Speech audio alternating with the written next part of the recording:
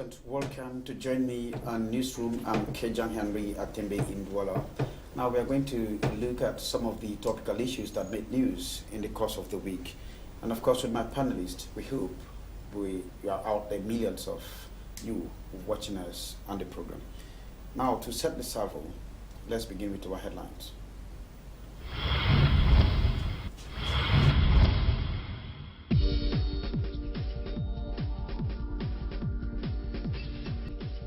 Dialogue missions to the northwest and southwest regions of Cameroon face tough times. Though the people welcomed the delegation members in some parts of the two regions, others were simply declared persona non grata. A good example is that of Honorable Bernard Foju of Libialem, who survived lynching by Hair Strand. Over in the northwest region, Prime Minister Young Philemon was welcomed but was told to go and call for President Biya to meet them for dialogue. Dr. Simon Munzu speaks on the approach to dialogue. The coordinator of the All Anglophone Dialogue Forum attacks the composition of the young-led teams to the southwest and northwest regions of the country. Custom revenue drops drastically in Cameroon. Newsroom panelists are as worried as other Cameroonians and ask, can this be the direct consequence of the Economic Partnership Agreement? SDF versus the State of Cameroon. The Littoral Regional Chair of the Social Democratic Front, Jean-Michel Nietzsche, says no one will stop the SDF from its planned Solidarity March come October 21. These and more will constitute our debate for this edition of Newsroom. Welcome. This is Newsroom, reaching you live from our studios in Douala, Cameroon.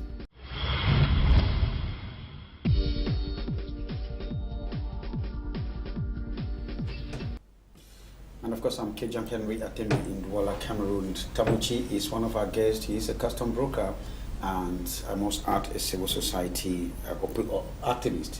Well, not in that sense. Tabuchi, welcome to the program. Thanks, Henry, and I want to thank you for inviting me to your program. And greetings to the fans of this program, especially His Royal Highness the Founder of Songwa. Songwa is my 90, that is in the northwest region of the country. Well, he's here, Dominique Meme, welcome to the show. Good afternoon, Henry, and a good afternoon to all our panelists. Thank you for inviting me.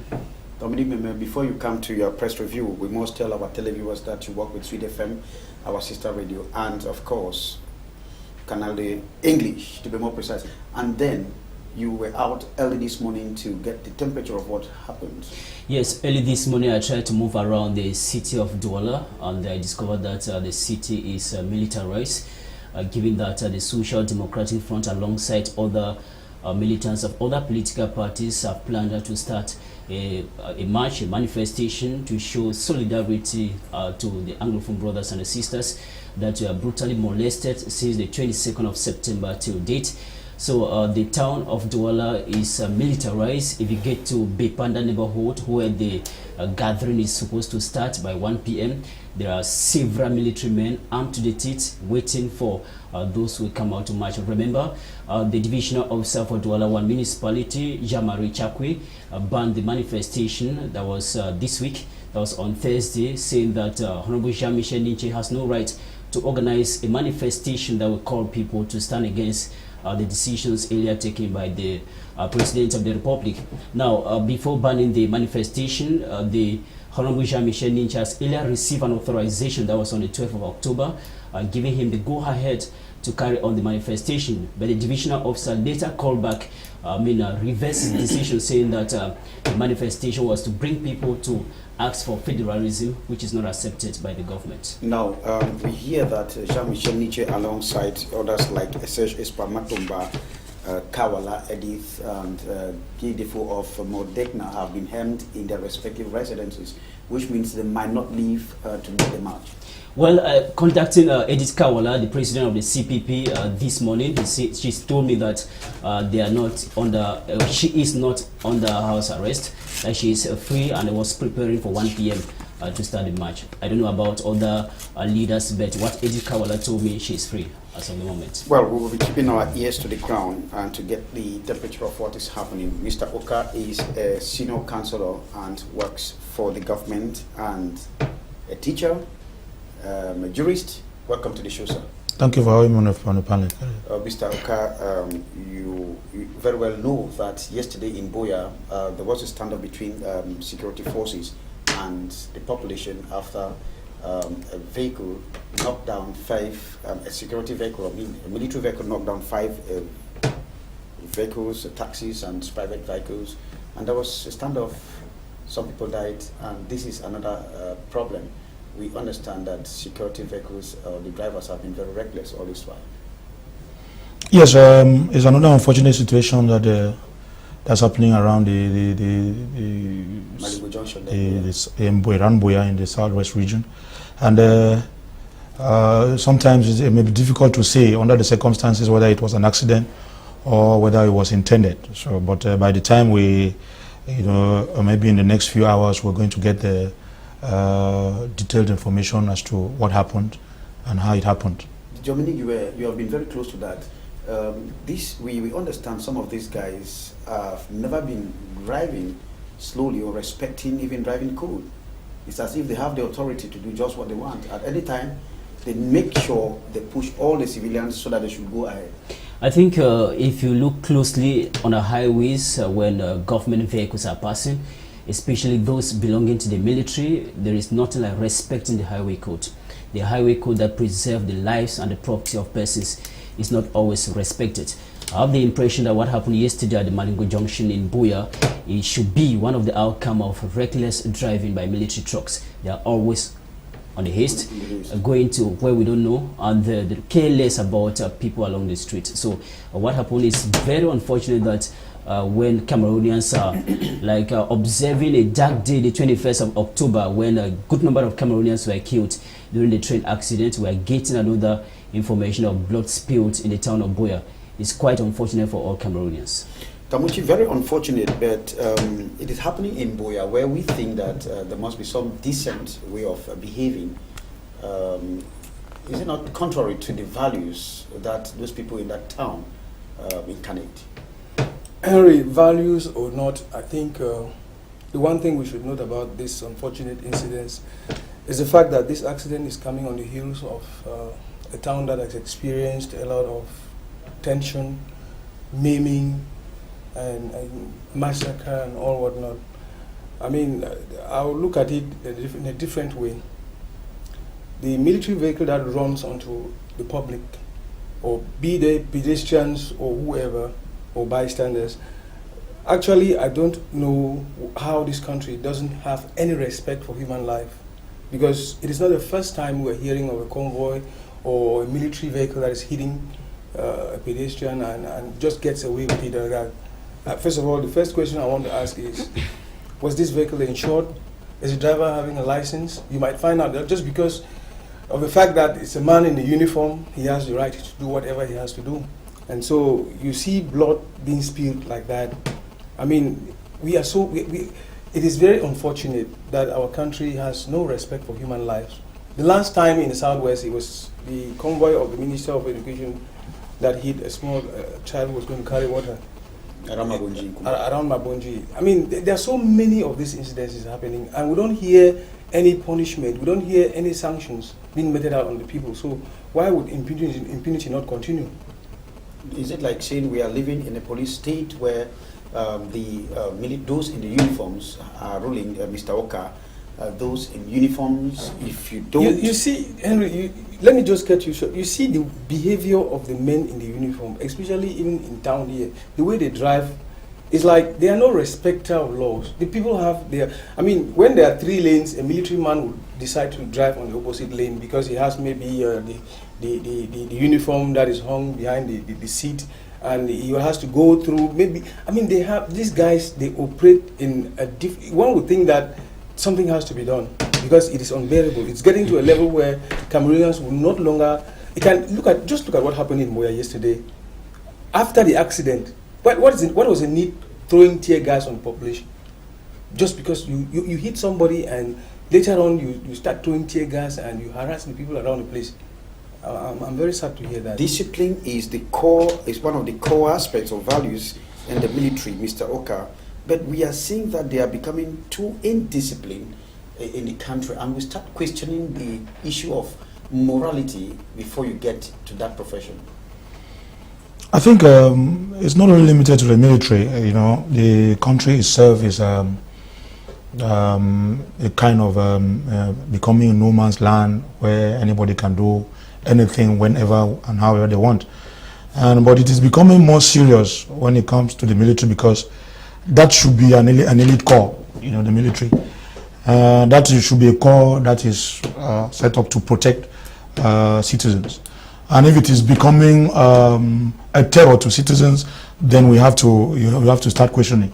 And like I said, it's really unfortunate.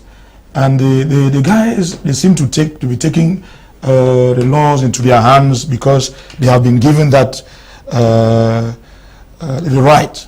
That's what I want to see, because just like my co-panelist said a few minutes ago, nothing seems to be done when they commit such crimes, such offenses, if I may put it that way.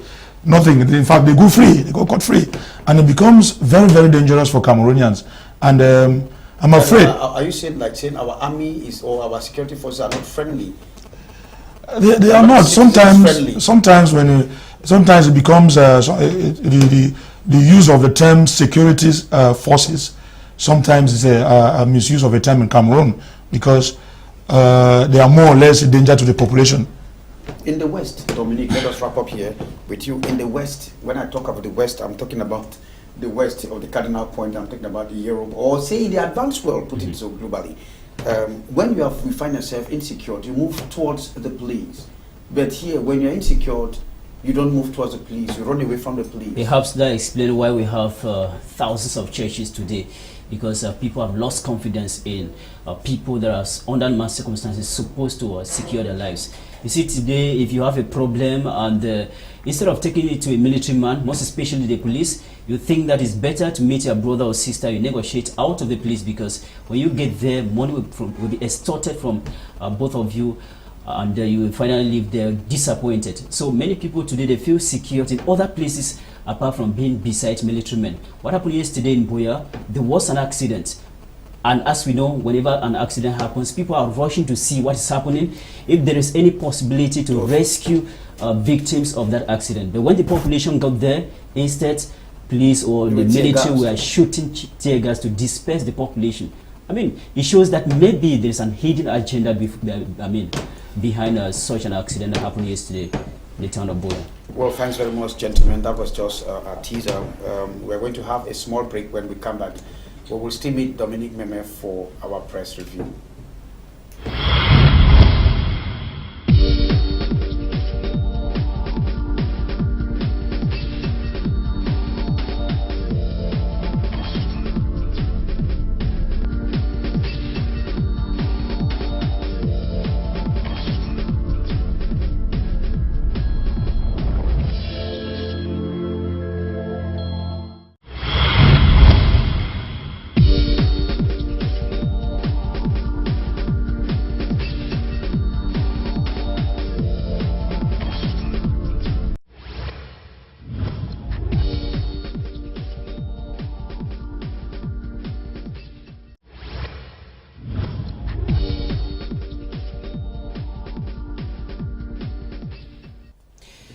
Welcome to join us for this the press review this day. We start with La Nouvelle Expression that is talking about asking the question if the commission led by Prime Minister Philip Moyan to the northwest region of the country has some chance of succeeding in the dialogue process between the government and the Anglophones in the northwest region of the country.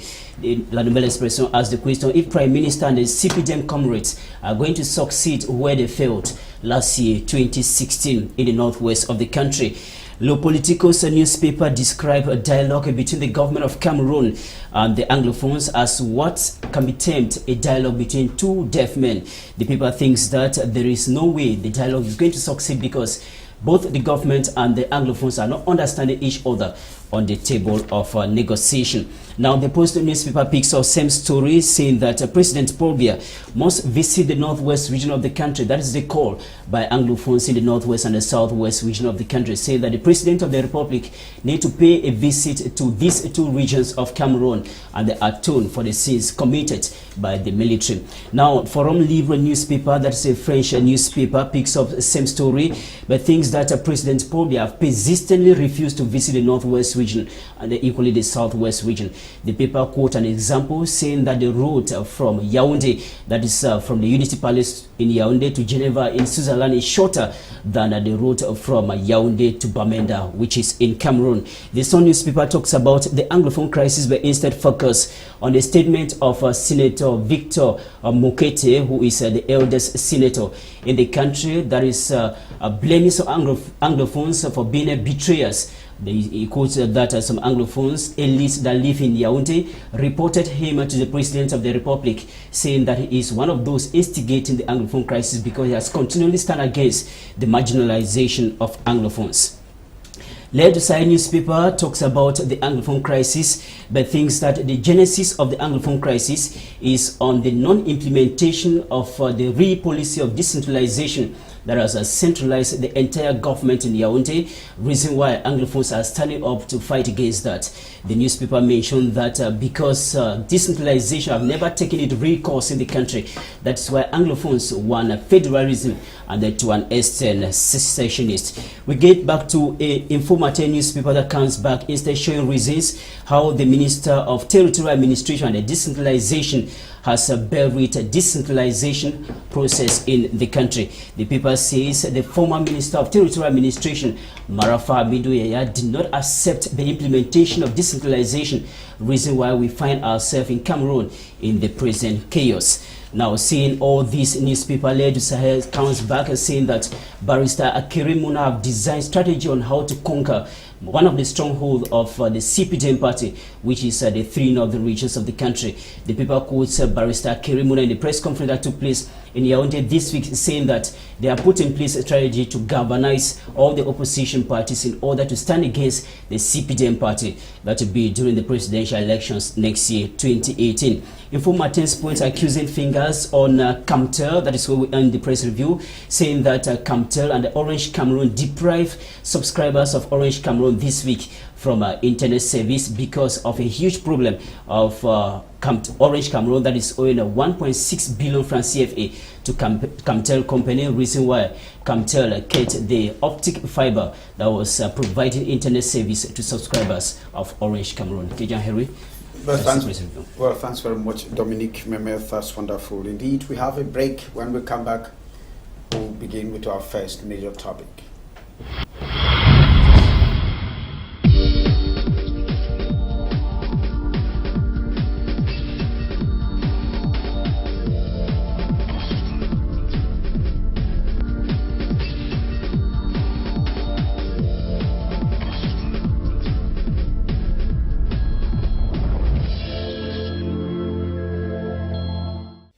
On the instruction of President Biya, the Prime Minister, Head of Government, Jean Philemon, is leading a delegation to the northwest and southwest regions of the country to carry goodwill message as specified in a communique signed by Professor Paul Gogomo, in fact, Director of Cabinet at the Prime Minister's office. And this mission has as duty to discourse with the people of the southwest and northwest region after what they consider the unfortunate incident.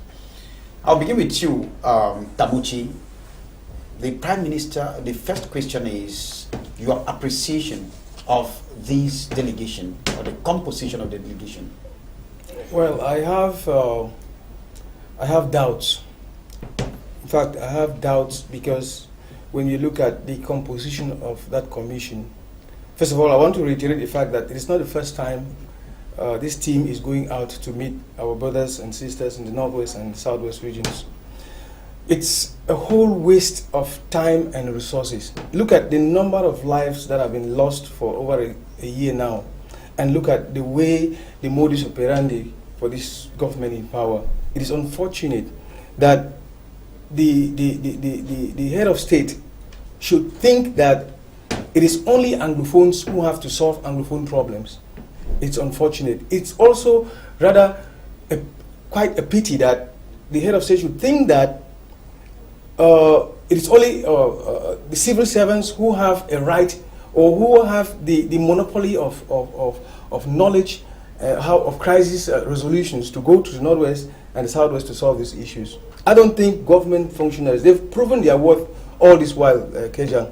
You've seen how they've handled the issues for all this while. Some of them were very arrogant. Some of them have no remorse at all about all the pronouncements they've been making. Some of them are very provocative on TV.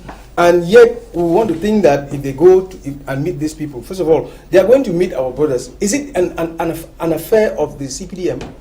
I don't think so. So if you look at the composition of that team, they are mostly made of CPDM members of parliament. There's militants and elite, the elite class. I don't even know what qualifies them to be elites when they are all being vomited by the public and their fellow kingsmen. So they've been to the field several times and they failed. So why do I have any reason to think that they're going to succeed now? Mr. Oka, it's a big surprise. You are not part of the delegation that is in the Kupe Maninguba division. Probably would have loved to be part of a member of the delegation. Why would I love to be part of a member of the delegation? Why would I love to be part of a member of delegation of a delegation that whose mission I don't even want to use the word mission because it seems to be another how do I put it? Another way of squandering taxpayers' money, and I don't think I'd want to be part of that kind of evil mission. Because the reason why I say so is that this situation has been on for decades, you know. Although we seem to be limiting it for 1 year, no, it has been on, and what we call the Anglophone problem has been on for decades. And those who seem to be the torchbearers now from the other side of the table, that is the so-called people who are bearing the president's what did you put it? He used goodwill message. I don't know what the goodwill is. That people have been in trouble for decades, and today you think it is today because he has been one of those. I think the president himself, sometime in the 70s, was another bearer of this goodwill message from another president. So it seemed to be, to me, it is a kind of an extension of arrogance that has been on for the past 1 year from the other side of the table. So I don't think it is something we should even write home about. Sometimes I feel I take it to be a waste of time to even start talking about such evil missions, because to me it is evil. It is evil. Well, the people welcomed Prime Minister Yang, Dominique, but then told him that he should go and tell Mr. Biya to come and talk, which means that if President Biya comes out, that might be an end to the problem. Well, that is the voice. That's the voice of the people. And if President Biya finally goes there and apologizes, as they say, we'll see the outcome of such an apology. But Henry, let me come back to the question of this dialogue commission in the Northwest and the Southwest that is taking place at the moment. I look at it in 3 different angles. The dialogue commission first, the composition.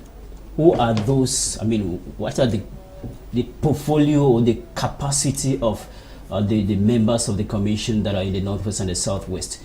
Are they neutral people that can talk to Anglophones and they will listen to them? Most of them are people of the CPDM party.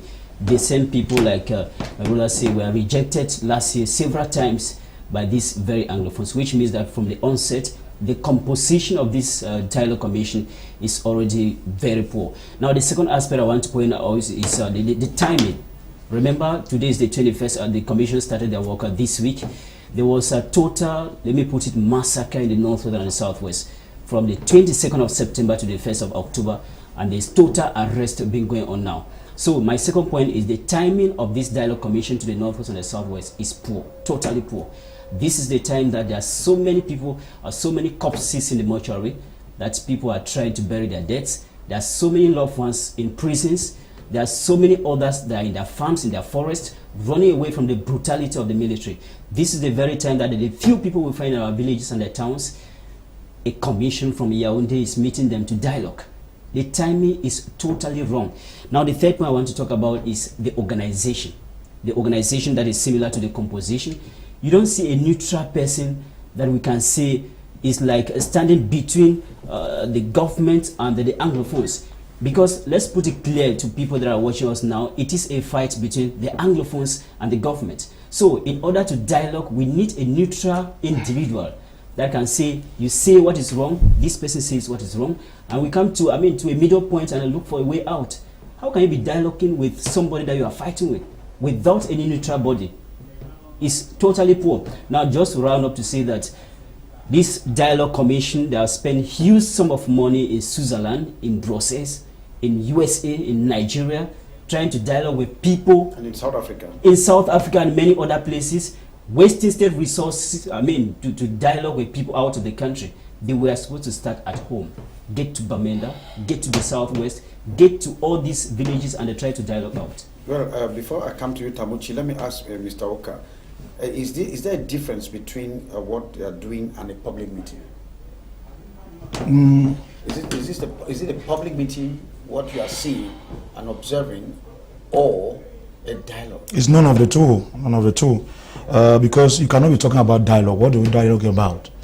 People have posed a problem. People say, just imagine that you are the head of a family and one of your children comes and says they don't have an exercise book. Do you dialogue with the child, or you look for ways of providing the exercise book? So what is the dialogue all about? So to me, it is neither a public manifestation or an assembly or a dialogue kind of thing. Secondly, just like my brother said a few minutes ago, even if we were to dialogue with people, people are mourning. People are in the forest, in the bushes. People are running away. In fact, you have become a demon for people, and you think you can come. So with whom do you dialogue, therefore? Just imagine you're talking, just go to these areas, where for the past 2 weeks or 3 weeks, people have been massacred. People are, in fact, some are, especially the youths, they are out of their houses, they are in forests, hiding, running away from I don't know what, from the monster. And you think the monster now in disguise comes and says, how far are we sure that the same thing that happened last year will not repeat itself, where we'll start talking about dialogue and the next minute you send them, you catch a few people and send them to jail. Those with whom you think you pretend to be dialoguing, and then the next minute they are in jail. So in fact there is a lot of suspicion, and it is not time for this hide and seek game anymore. People should take things serious. They should start taking people serious, although sometimes I think it is even an issue of some people being considered as subhumans, like some will even declare that there are enemies in the house, there are dogs and all of that. So how do you dialogue with a dog? How do you dialogue with an enemy? So to me, it is another sham. It is another way of, just pretending, and I don't see why people should pretend. I'm probably not seeing what will come out. Nothing is going to come out of that. Now, when the communique came out to dispatch these themes out to the regions, talking about Southwest and Northwest regions, the president of Fakoloyas Association, I'll put it this way, and who is the president of the Outlaw Consortium of Civil Society, I'm talking about Anglophone Civil Society, Barrister Felix Nkomo Agbo, published his own communique castigating that we reject. Can that be a direct response to Nkomo's call, which is coming from the people, not to welcome the delegations? Partly true. It's a direct response, that is true. I want to highlight one thing here, Henry. You talked about dialogue. This so-called dialogue we are clamoring for every day seems to be now our sing-song. What are we talking? What are we dialoguing about? What is the dialogue all about? What is it really? Because when you're talking about dialogue today, it is the government bench that is talking about dialogue. And it is the same government bench today. Because I think that in a when I talk about frank dialogue, I mean, each party should be ready to listen to the other. I doubt if the people on the government bench, they have that capacity to listen. If they really want to listen to the people. Because all along, I seem to look at it this way. The Anglophones are not being listened to. There's nobody who has actually given an ear to all the cries, to all the problems that have been tabled. I know that some people might, at one point in time, showcase the measures that have been taken by government at the level of the government, the Anglophone or English bench at the Supreme Court, and the NAM and so on and so forth. But you come to think of it now that when we look at this crisis, I really don't see any frankness in the way things are operating right up to this moment. Because I said it earlier, when you look at the number of lives that have been lost, the waste of time and resources, if you can quantify the amount of losses that we've incurred, even in terms of finances, the internet shut out in the Northwest and the Southwest. If you look at all of these things, I read the other day in the papers that we've lost to the tune of about 21.35 or 34 billion in internet shutout. My brothers, I think it is high time, because when I think and I can recall what the Honorable Weaver said in Parliament, this issue is going to make or mar this country. And it's high time we sit and look at ourselves, I mean, eyeball to eyeball. It's not a question of civil servants, like I said, because we have the tendency of thinking that everything that goes wrong amongst us, these people will come and lord it over us. We sit and listen to them talk to us. No, it is not as such. It's an issue we have to sit on the table, whether it's a round table or it's a rectangle or whatever table. We sit on the same floor and talk ourselves and revisit the root, the genesis of all of these problems. Because, I mean, everything said and done, if we don't revisit the genesis of all of it, I'm talking about 1961 issue. If we don't revisit it, that's the basis of the crisis we're talking about today as the Anglophone crisis. The word,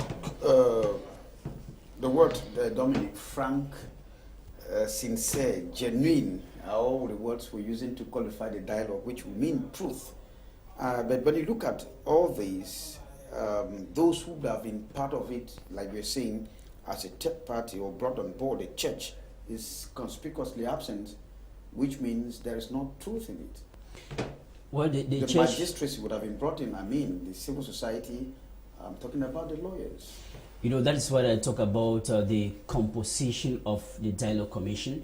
It is something they sat in Yaoundé and they decided those that they think the Anglophones can listen to them. But unfortunately, these are the same people that Anglophones does not want to see with their eyes.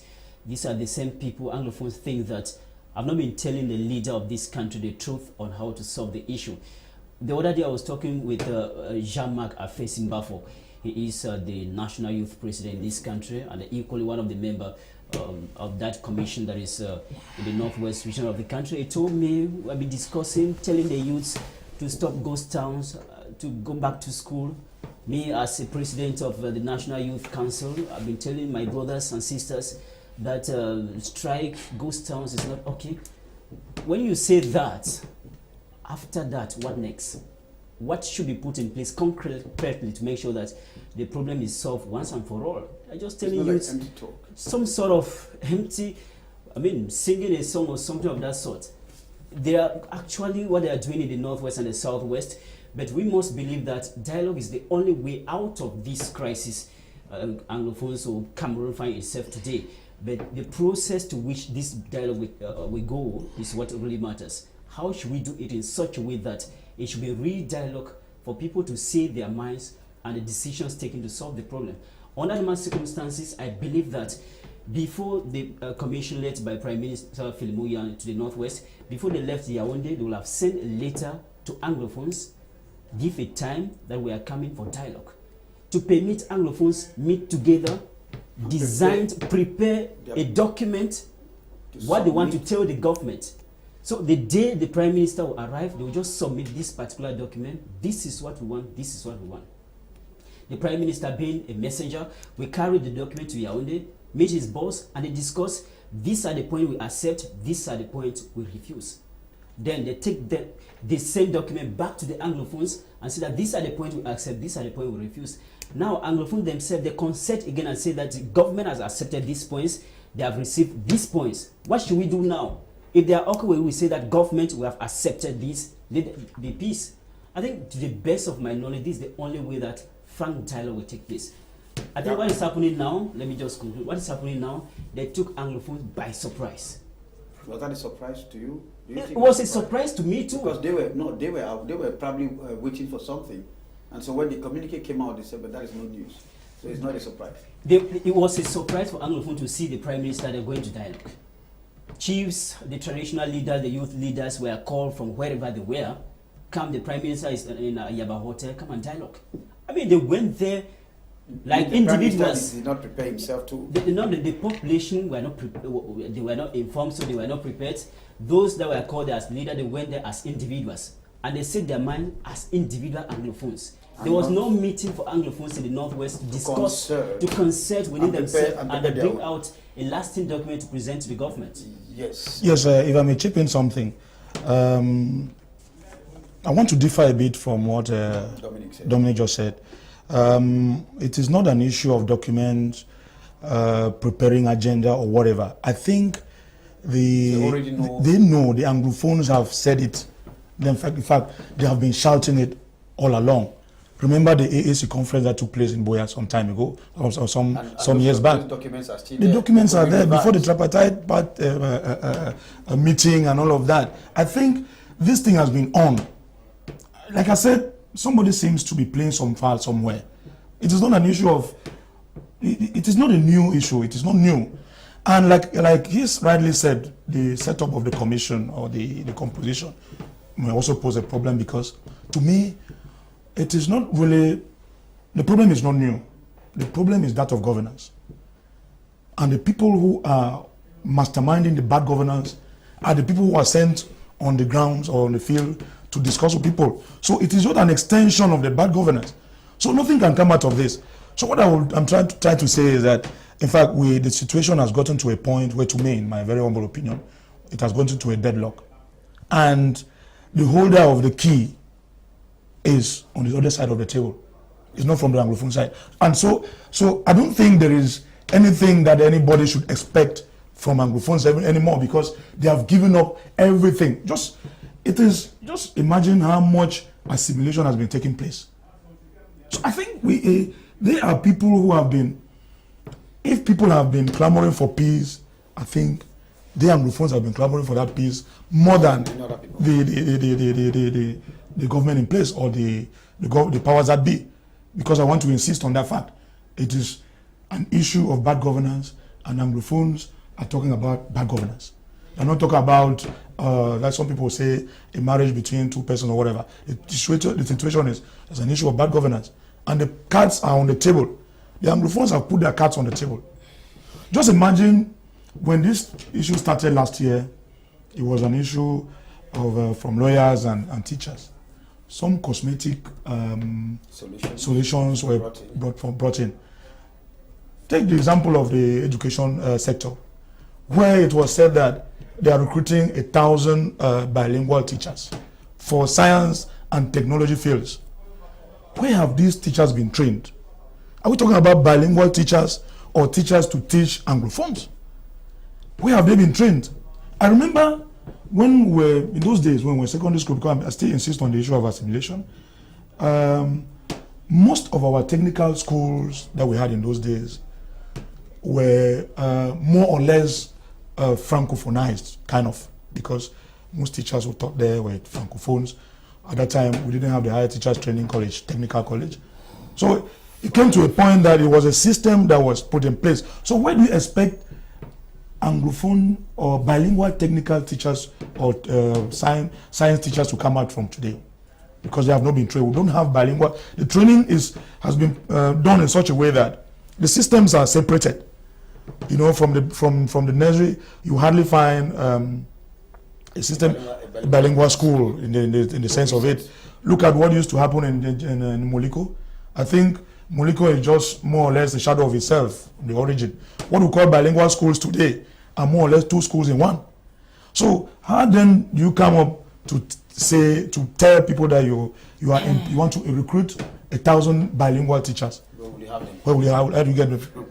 Now, Tamuchi, very quickly, Yaoundé should decide no more. Probably that is what That is Okai said. That's exactly That word Yaoundé is no more frightening to anyone. No. Because formally, Yaoundé must decide. And Yeah. that's what they decided to do. Now- By sending people only from... There's a problem here, Henry, and I would like to disagree with what my brother said as a proposal to resolving this. Dominic. Yes, as a proposal to resolving this crisis. It was like saying that the Anglophones and the government should sit and this one will table this and this one will table that. It is no longer an issue of the government and the Anglophones only.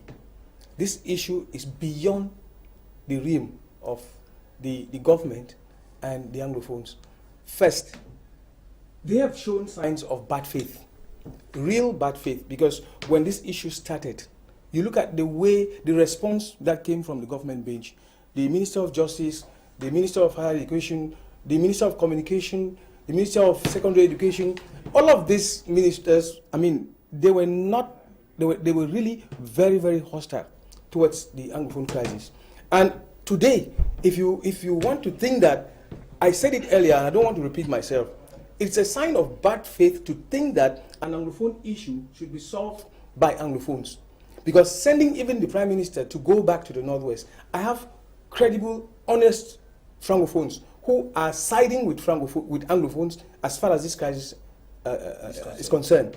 When you look at somebody like Aboima Choi, somebody like Mesanga Yamdi, if you listen to them talk, you will understand that these are people who know the problem. And our problem, I don't want to pit Francophones versus Anglophones. No, we cannot exclude Francophones out of a problem that has to do with Cameroonians, that has to do with Southern Cameroonians and with the destiny of the country. The destiny of the whole country as a whole. Because while the others are talking about the federation, there are others who are talking about secession, and there are others who are talking about decentralization. So when you look at all of these groups of people, I would not want to think that it is the Anglophones who are going to solve the problem. So it is, first of all, very bad faith. And I think it is high time the head of state, maybe, because as of now that I'm talking, he's not yet back in the country.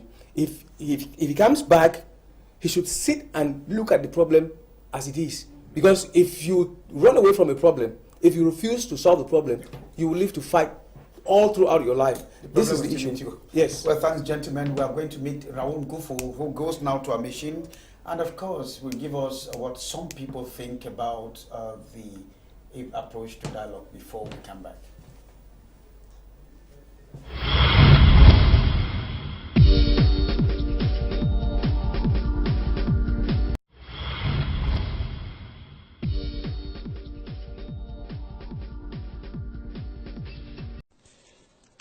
Fellow Cameroonians,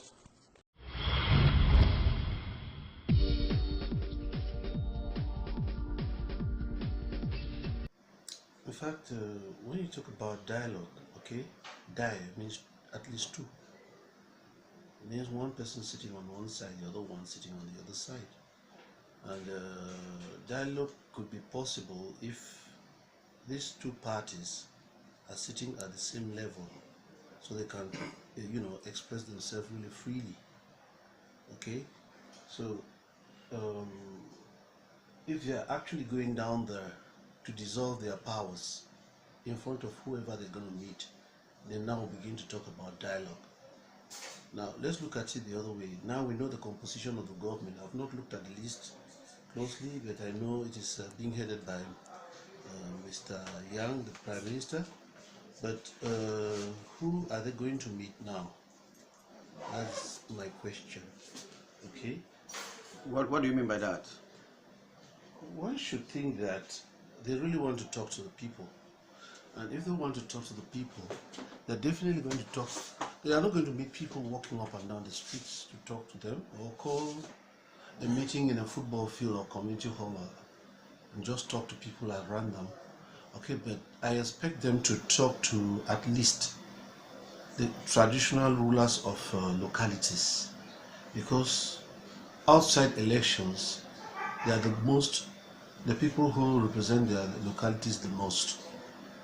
But on the other hand, I have this apprehension because most of our traditional rulers have proven to be partisan.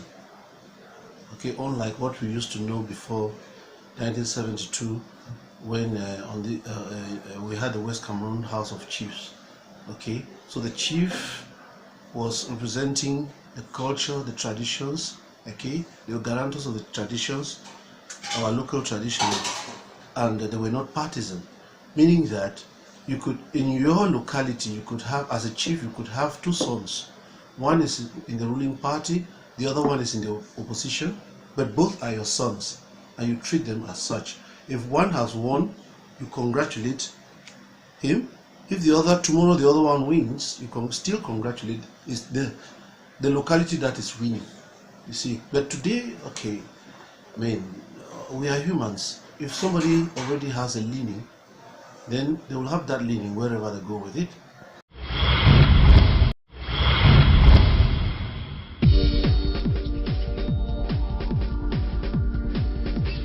I was very disappointed from political analysis because the very personality. This time around, I thought that they were going to spare the Prime Minister, Philemon Liam. He's getting so tired going down, and that might diminish and depreciate his political capital, if at all there is still one. So I thought that the President of the Republic would have changed the actors. But he led the delegation the first time around early this year, and you know what happened. So I don't know what has changed. Okay, other people will say that people change. I agree with that. In politics, people change, and I hope that there is going to be a change. But what I was disappointed is that the content and the structure of the way the dialogue has to be conducted, from intelligence and intellectual analysis, you might be afraid that it might fail because now the list, we know the list. I mean, from the antagonist, you know that one side, we already identify who are those who are going to dialogue. But the other side is identified as with the population. It's too vague. This is serious matter for this kind of a format to look like it's going to be rallies that will be done in stadiums or in big halls and so on. No. When you say population, I'm afraid you go and gather people in a place and start addressing them like you address a political rally and champion for vote and so on. So I am waiting to see because when they say they are going to dialogue with the population, I ask my question, who is the population? There are elites like us. I'm not saying that we can give ideas, not that we necessarily are in the field. I'm based here in Douala, but we have our loved ones back home there, and we hear their cry, and we also understand what it means. So we can simply give ideas on how to go about. You know, when there's a conflict is in science, in social science, has a scientific process that has to take place for you to have reconciliation or solution to that conflict. But when you look at the way we are doing it, I'm afraid that it might end up being a political exercise which is demagogy. So I think that we have lost lives and so on, and we've seen what is happening. State symbols are being diminished in the face of international community. When you see a flag coming down, another virtual abstract flag is going up. I think this is enough proof for those who are custodian of the state of Cameroon to understand that we are in hard times, and that there is serious business they have to do about this crisis. So, but when I look at this kind of a thing, it looks as a joke. But I want to see that. I know that the president has always ruled by delegation. Maybe he wants that they should go and get facts from the ground and put on his table for him to take some decisions. Of course, they should know that there are political decisions that has to be taken. So we are waiting. I'm on my test. It's not yet quenched, and I want to see what this delegation is going to bring on the table.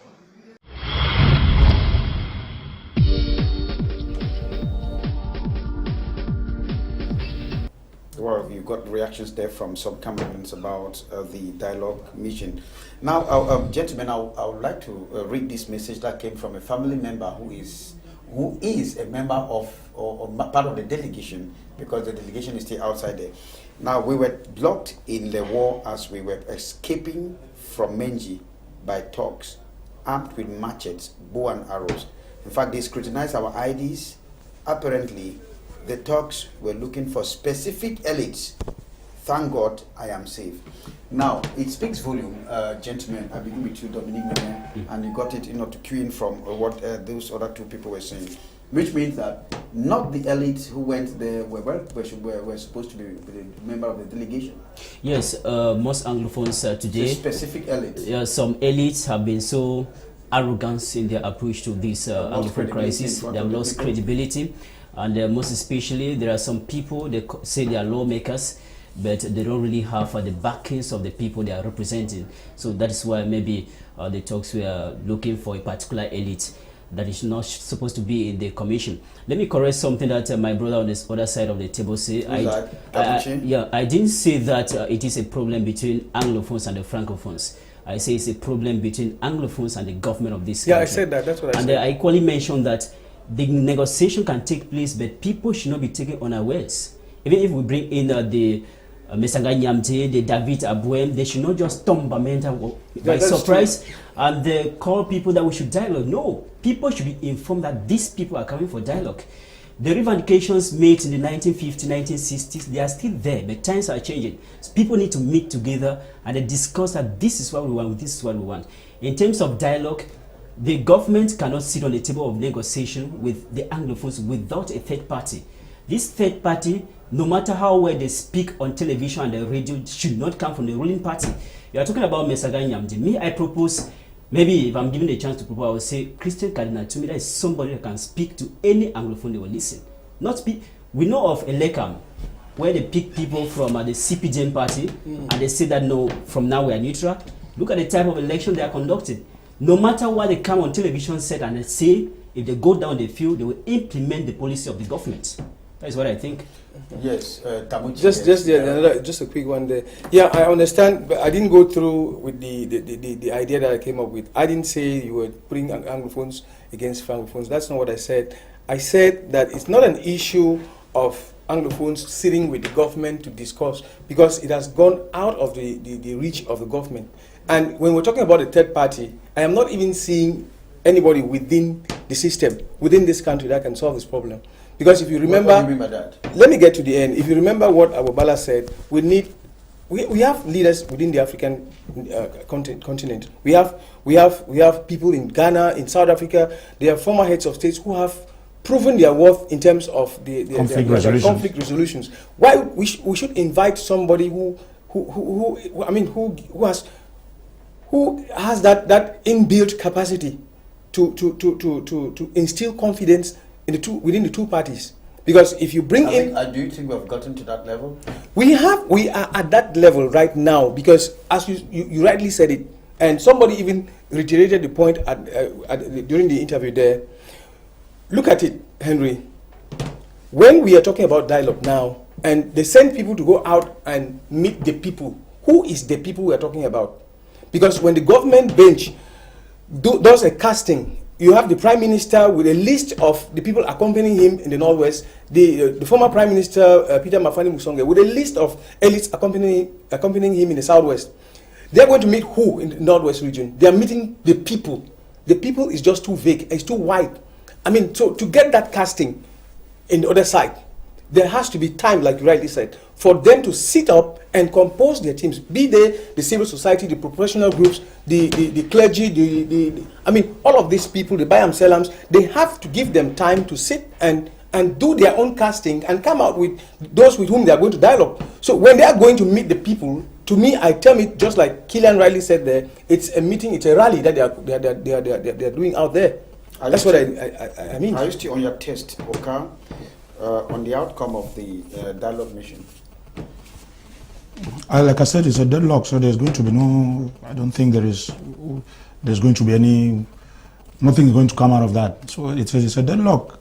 And I said it earlier, there is the concessions, when there is a conflict, like somebody rightly said a few minutes ago, it is more or less scientific resolution. Resolving it there's a procedure that that could be followed, and unfortunately here that is not what is taking place.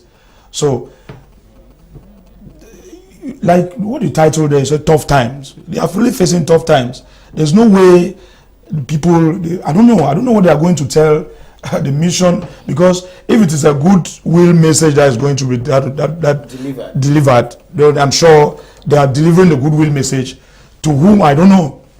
If that is the mission. But like I said, to me, as far as I'm concerned,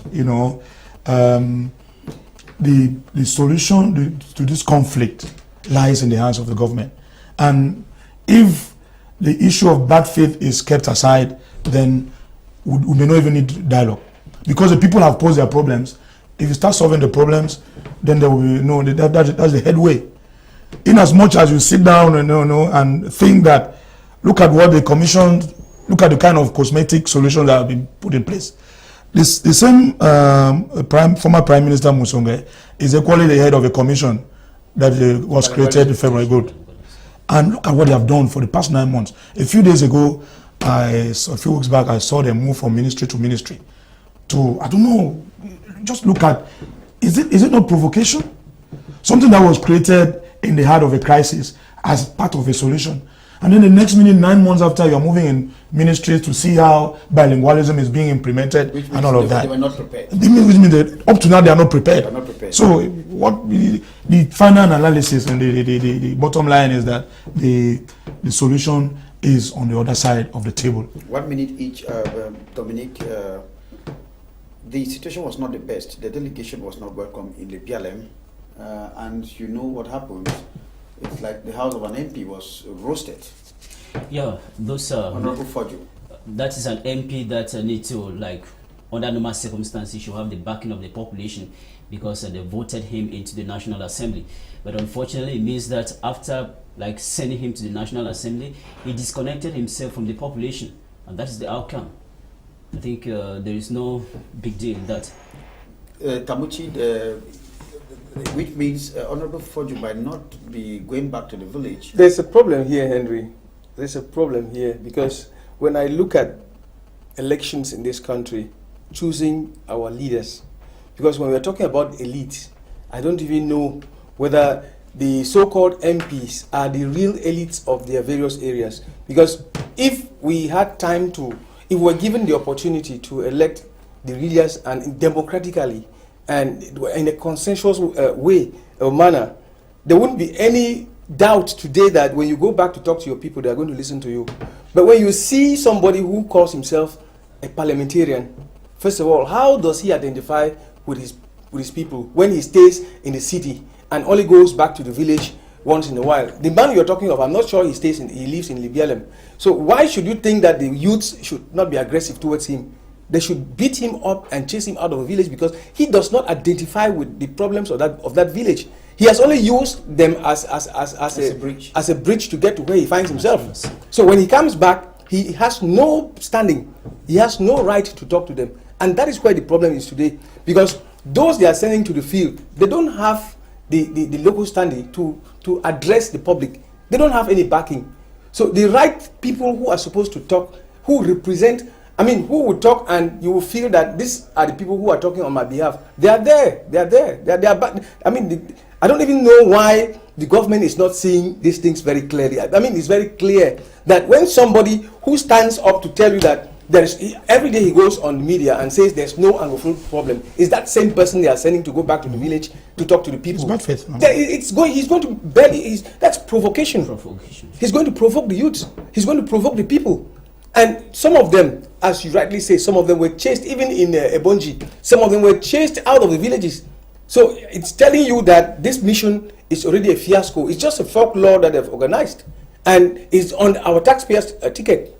The BLM is one of the most enclaved, and with you, Mr. Oka, one of the most enclaved and inaccessible divisions in the southwest region. We're just like even part of Manu, like in Akwaya. Kupe Maningwa is Part also of for Kupe Maningwa to very inaccessible because there are areas where you need to pass through Littoral, Littoral before you get into. sometimes even through the West region. Sometimes even through the West region. Now, this is a glaring example that, well, it is a national problem. That is what the Anglophones are facing is just what the Francophones too are facing. Of course, it's a national problem, like I said. And so just about 30 minutes drive from Cham to Libya land could solve the problem, but that has not been solved for 57 years. Of course, that's why I insist on the issue of bad governance, you know, and the way forward is just imagine if the resolutions that were arrived at the tripartite meeting in the 90s, if those resolutions were implemented, they will not be where we are today. So it's an issue of bad governance, and that is the ghost that is chasing us today, and there is no way we can run from the ghost. There's no way. There's no way. Well, thanks, gentlemen. We stay on the program. Just time for us to have a little break. When we come back, we'll continue with our discussion.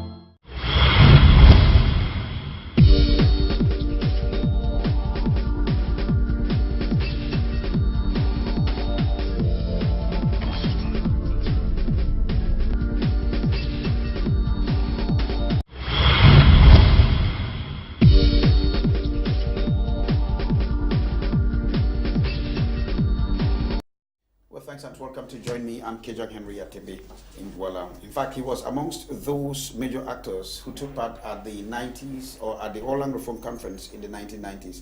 Here I'm talking about Dr. Muzu, and years on or decades on, the situation is still the same. Gentlemen, the approach to dialogue by Dr. Muzu seemed to be the most effective, but then everything has been dashed into oblivion, what he proposed. I want to think that I listened to Dr. Simon Monzo, which we are certainly going to listen to again. Yes, and it brings my mind back to the All Anglophone Conference #1 and #2, and in the days of Anyangwe, Professor Anyangwe, and Barrister Elad, and the rest. Now, Henry, the point is that they tabled our issues as far back as 1993. These issues were brought on table. And we are, how many years from that till now? These issues are still there and they are staring at us in the face. Nobody has addressed these issues. And that's why we've come up to this level. I appreciate, listening to him is very emotional. I would rather think that we listen to him, and I'll give my comments later. Well, thanks very much, Tabuchi. Let's listen to Dr. Simon Muzu on his approach to dialogue. I mean, some of those salient things he said on what is presently going on and the approach to dialogue. We just have an excerpt of his declaration.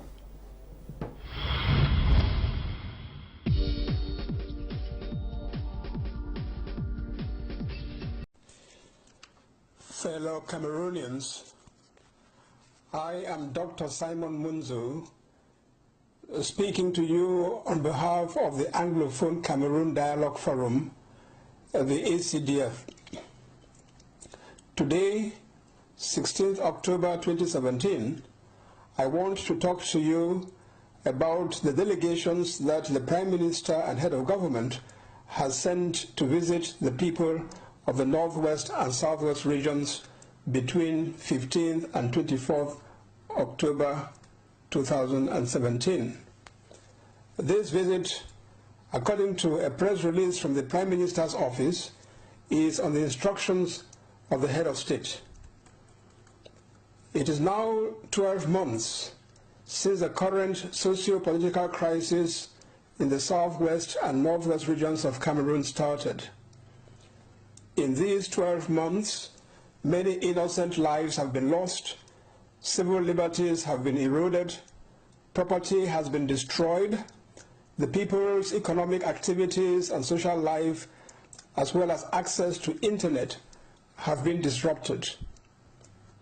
It is in the midst of all this that the Prime Minister and head of government decided to organize delegations to visit and commune with the population of the Northwest and Southwest regions as instructed by the head of state. We want to ask the following questions. Mr. Prime Minister and members of the delegations sent to all the 13 divisions of the Northwest and Southwest regions, we want to ask you this. During 2 full weeks of killing, wounding, maiming, disappearance of Anglophones, and destruction of their property in your home regions of the Northwest and Southwest, from the 1st to the 15th of October 2017, what did you do for your suffering people? You did not speak up for them. You did not protect them from the ravages of state violence. You did not even visit and commune with them until now that you were instructed by the head of state to do so. Should we conclude from this that you would never have come to your own regions in these circumstances if the head of state had not instructed you to do so? Are you that unconcerned about the fate, the suffering, and the hardship of your own people? How are the people of the Southwest and Northwest regions supposed to interpret the fact that in 12 months of socio-political upheaval, killings, wounding, maiming, disappearances, destruction of property, and deprivation of basic human rights, the Council of Ministers chaired by the head of state has not convened even once to discuss this crisis? Why are your delegations that are meant to visit and commune with all the people of the Northwest and Southwest regions made up exclusively of members and sympathizers of the ruling party, the CPDM? If Cameroon is truly one and indivisible, why are your delegations made up of natives of the Anglophone regions alone? Our Francophone brothers and sisters, especially those of the ruling CPDM, so unconcerned about the people of the Southwest and Northwest regions that they would not want, like you, to visit and commune with them? Honorable Prime Minister, if you consider the undeclared but very effective state of emergency that prevails in the Northwest and Southwest regions,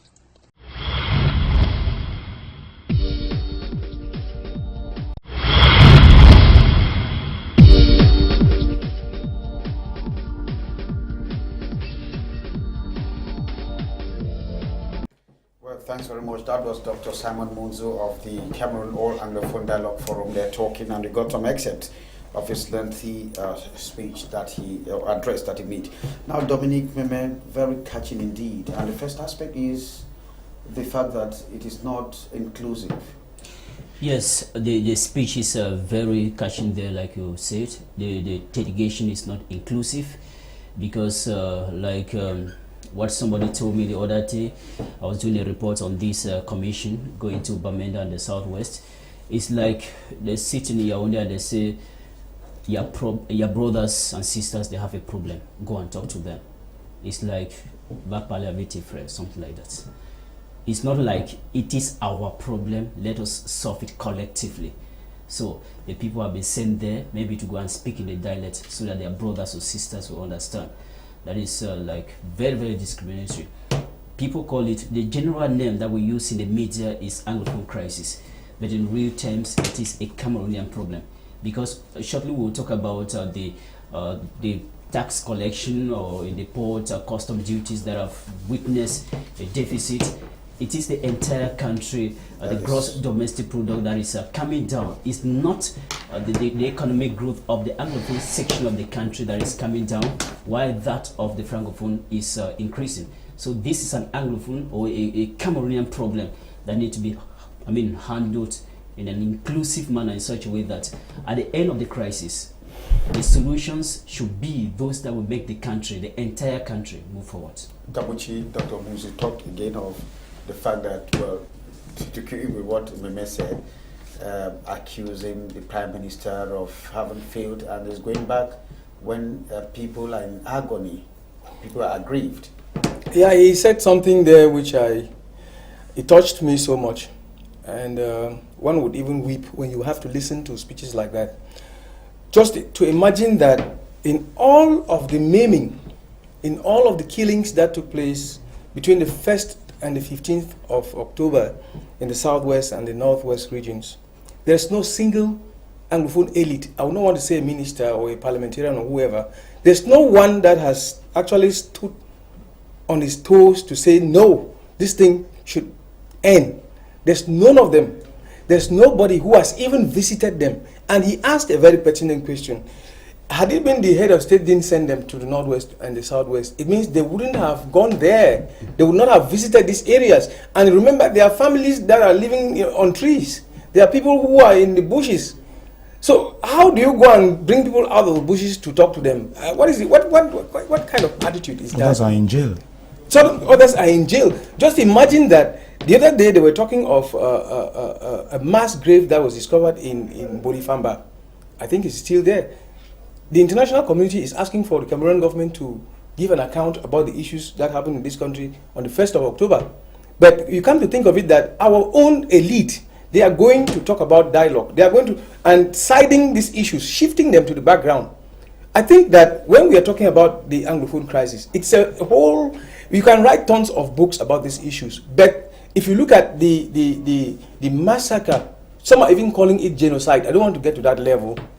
If you look at what happened on the 1st of October, and most especially on the 2nd of October in the northwest and the southwest regions, I think somebody should give an account, if not today, some day later. Because what our brother is saying, he got to a second point, clamoring for an AACC number 3, where you kind of form a dialogue or a forum for all of the Anglophones to come and sit and identify who are going to be their own representatives in the dialogue forum or whatever. So I think I appreciate his initiative is quite appreciated, and I want to think that it's laudable, and the only way forward, because after everything, the way forward now is that things should take the normal course. We should not allow passion to overrule us or our emotions to overrule us. We should come back and sit. I'm talking most especially from the government bench, because they have handled these issues with a lot of emotion, with a lot of negligence and repression. They've at one point thought that coming out with full force was going to solve the problem. They've used force, they've used the military, and they've done everything, but yet they've arrested people, and yet the problem is there. So they now should come back and sit down and think and do a normal casting. Get some Francophones, just like they did in 1961 when Ahidjo met with Foncha. There was a pre-Fumban meeting between the two leaders. They should get these people, sit down, do a casting on both sides, and sit on a neutral ground. It's very important. Sit on a neutral ground and talk ourselves out. See where we went wrong and correct and right our wrongs. The government, according to Dr. Munzu, if you read between the lines, seem not to be concerned that there were killings. Now, the no condolence message, instead the government wants to make people feel that the situation is the best. Now, which means that the government is doing everything, Mr. Oka, to divide the Anglophones. Yes, I think, let me start by saying Dr. Munzu is one of those refined minds in the Anglophone Cameroons of recent times. And I happen to have, in fact, he happened to have taught me in the university, so I know who he is and you know, the quality of the man that he is. And I think these are the kind of people that under normal circumstances should be brought on board. Cameroon should be proud of and bring them on board. Let them not be taken as, let them not be considered as enemies, but rather as you know, enlightened men who nation builders. Nation builders. And so it is characteristic of Cameroon that some people say we killed our heroes, you know, especially if you're not in the governing party, you're not considered as somebody who can make any contribution. This is one of those kind of heroes who is being trampled upon, who is being pushed to the background, and it's unfortunate. And there was a very important, I heard him use the word to visit and to commune, that the elites who went down the southwest and the northwest regions went there to visit and to commune. How do you visit somebody who is in trouble when the house is on fire? You stay quiet. You do not even cook. You know, there's no reaction from you. And then by the time that person is trying to see how you can pick the pieces and bring them together, that's when you come to visit and commune with them. Is it not another issue of another provocation? Is it not another show of arrogance and betrayal? So from a very humble point of view, I think we are going to gain much if we listen to such people, if we bring them on board in this negotiation process, in this conflict resolution process. But if we think that we push them in the background and feel that we're going to work with those that we kind of manufactured, or that we created, like someone said, they are creatures of somebody, who do not seem credible in front of then the people. we are in fact moving straight to a very hard wall. And like I said, it's going to be very, very difficult to come out of this situation if we don't listen to enlightened people like these ones. No, thanks, gentlemen. Henry, let me just chip in something, like my brother said there. We are Africans. All of us are Africans. When somebody is bereaved, how do you visit the person? How do you visit the bereaved person? How you visit a bereaved person? You get there, at least you condole with the person and show some sympathy. You can be in a far distance, but you do something to show that you are like, you feel the pains of the person.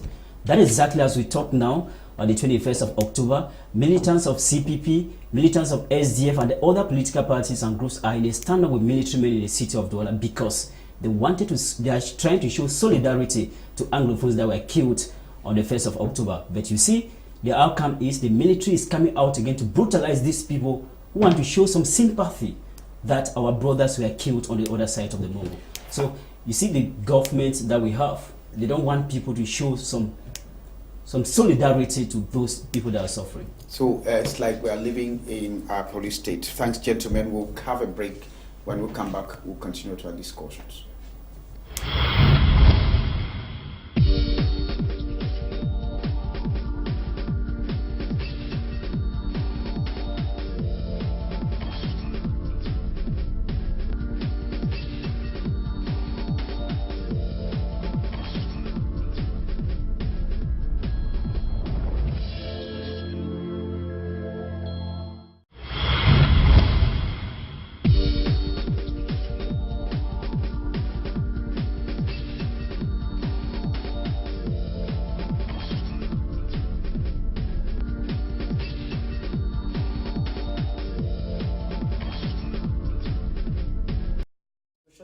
From the SDF will not march. In fact, that is the instruction from the state, and the instruction came from the senior, from the divisional officer for Douala 1, Jean-Marie Chakwi. Dominic Meme, very quickly, the SDF is accused of having used unorthodox means to march.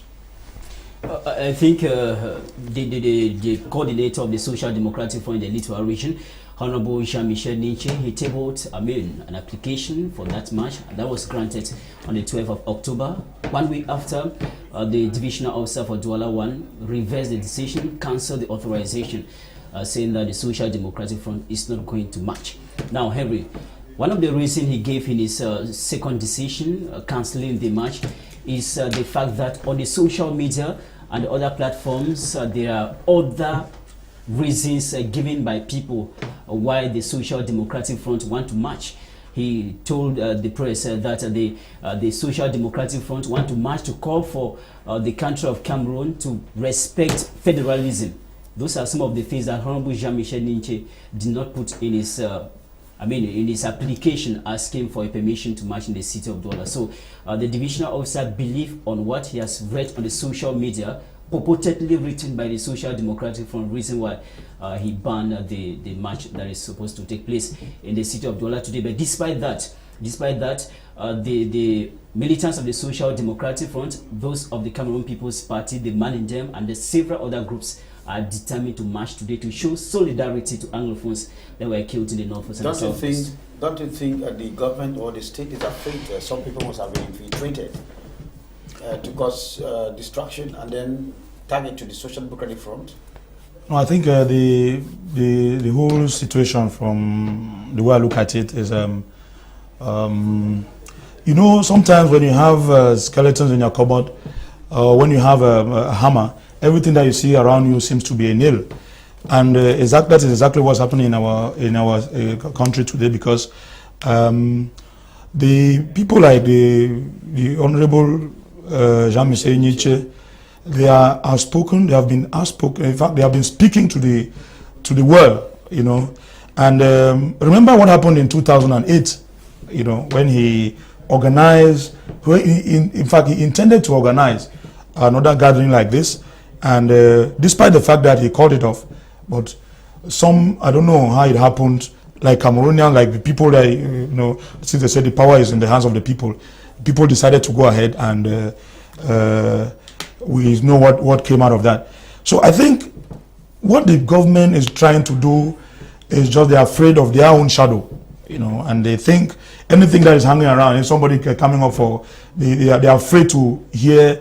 They're afraid that the people like the Niches and those who are going to say whatever thing will be said there today are going to expose them, and we're going to put them on a weaker side. I think that's the main reason why the sub-prefect and the authorities that they have decided to, you know, the kind of put it under this kind of military control. And I want to say that it's not like asking for an authorization to, you know, to manifest or to assemble. The Constitution, it's a constitutional right for, especially for a politician like Mr. Jean-Michel Ninche, to declare that it's his intention to march or to assemble or whatever. So it is not like a sub-prefect giving him an authorization. No, he declares, it is an information that he informs the state or and then assumes all responsibility. Assumes all responsibility. What the state is supposed to do is to see how to canalize, how to guide, how to protect. That is the role of the state. Unfortunately, that's not what we see with our sub-prefect. Remember this same sub-prefect when he was in Douala 5. He had another scuffle with Mr. Jean-Michel, Honorable Ninche, on the same grounds. So I think there are some of these guys who have been, you know, who are working for the, I don't know whether if I tell you they are working for the devil. Henry, let me just come in there. Talking about secessionally infiltrating, like the divisional officer says, I think if they were to infiltrate, they would have done that even on the 1st of October, when the CPDM had enough permission or enough authorization to march the ranks of the CPDM party. How comes that they would only take advantage of the march of the SDF party? Some people think Honorable Ninche would have shown some political maturity by refusing to march, despite what the government said.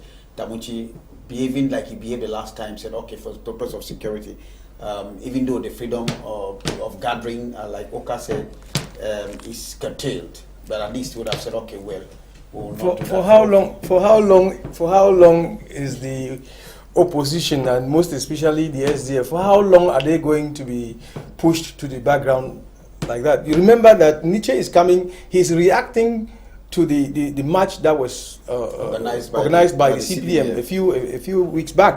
So yes, so what are we talking about?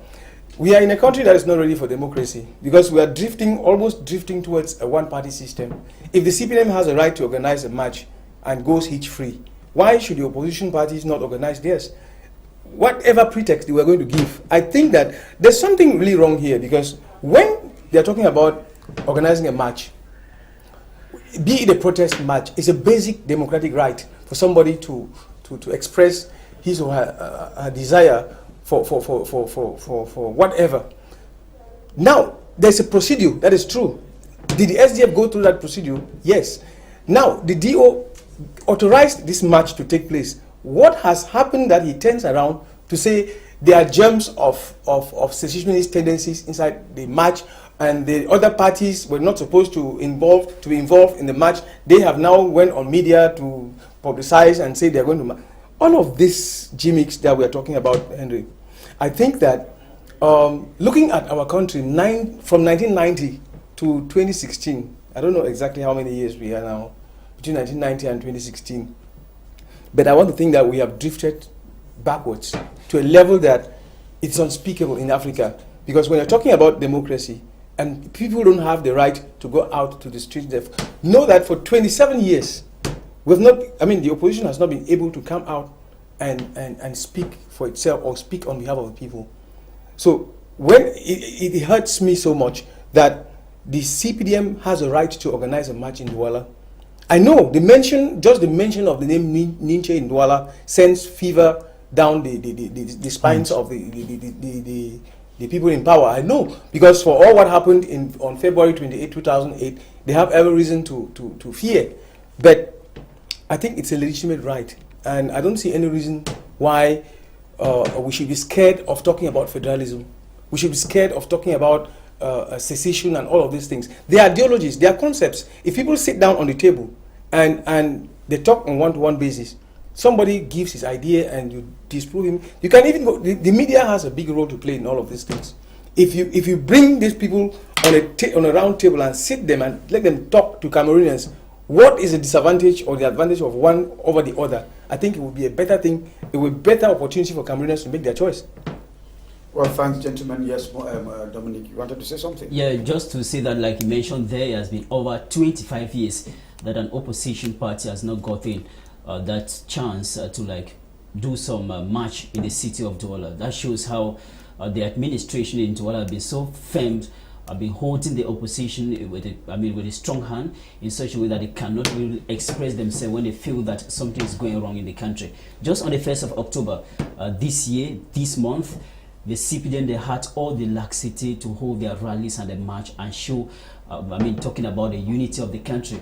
This march that was supposed to take place today is for the SDF and the sister political parties like the CPP, Manindem, and the rest. The Pews, etc. They wanted to show solidarity to their brothers and the sisters that have died on the other side of the country. That is something that at least they will have accepted. They are not going out to demonstrate, to destroy things. It just to show that an unfortunate incident happened. We are still with you. Please let's share drinks. That will instill some peace in the minds of those that are bereaved, when they will sit and watch on television that these people are marching to say Asha to us. At least I think I just want to chip in something to say that this whole thing, there is a lot of manipulation around this whole thing, because I remember even the Sawa chiefs came out condemning and calling on people not to heed to Nietzsche's call or whatever. And sometimes I begin to ask myself, look at a town like Douala, which is the Sawa headquarters, filled with refuse here and there. The chiefs have never spoken. They have never said a word as far as that is concerned. Look at what happened a few weeks back. So there is a lot of manipulation. When we are talking about, Dr. Muzu a few minutes ago was talking about passive inaction from the authorities that be. And when there was this issue in Buea where the mayor, or the unfortunate incident that happened to the mayor of Buea, people moved, the same thing that happened. The mayors in Douala went and condoned. But they have never cared. They have never made a declaration as to the killings. And so there is a lot of manipulation, and this thing is not going to help us in any way. Kamuchi, I'll end with you. People fear that the Social Democratic Front and some of these political parties might be harvesting some gains very quickly. No, it's not like they might be. They are afraid that they would harvest gains, and normally gains they should be. Political gains, of course. Political gains they should be. At the eve of an election. Yes. Why do you think that in a political issue as such as this that has to do with Anglophones, parties should not harvest gains?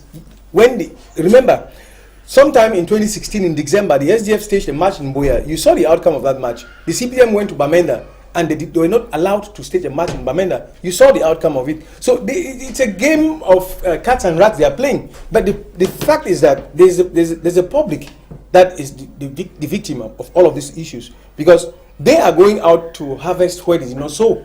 These are unfortunate incidences. Why should, for example, the Sawa chiefs think that a city like Douala, I don't think in any way that they have any authority over the city of Douala to talk. They have to be, their ideas have to be considered only when it comes to the tradition of the Sawa people. It should end there. Douala is a cosmopolitan town that has to do with the whole of Cameroon.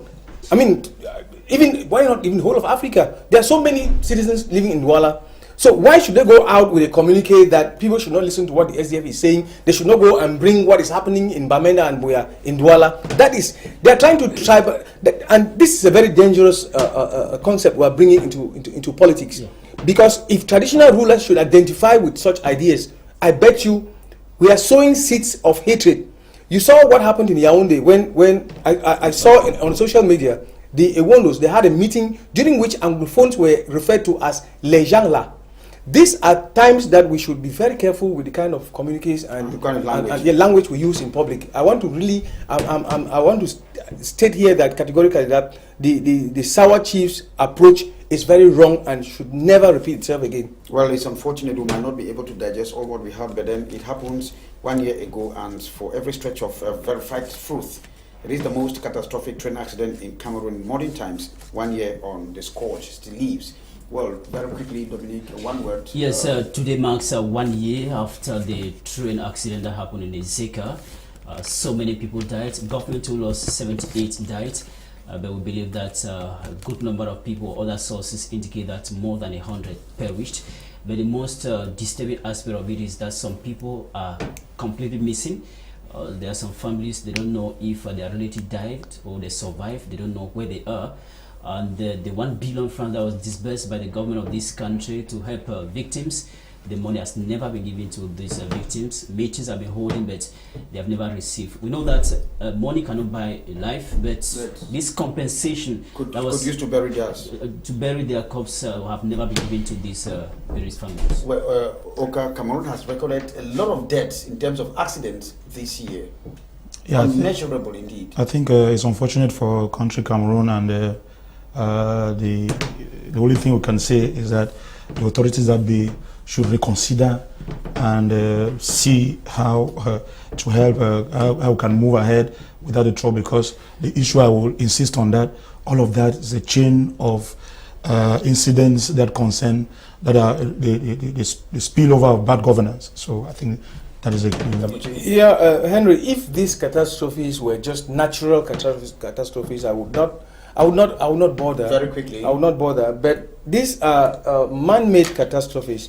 When you look at the Ezeka train accident, it came about as a result of the collapse of a bridge at the Manai village between the Yaoundé, or along the Yaoundé-Douala highway. And as a result of that, what happened? It looks like Camrai, not even that it looks like, Camrai arranged coaches that had dysfunctional brake systems, and they were added to the normal coaches. I think there were about 17 or 18 coaches that were put on rail with about 1,000 people to leave Yaoundé and come to Douala.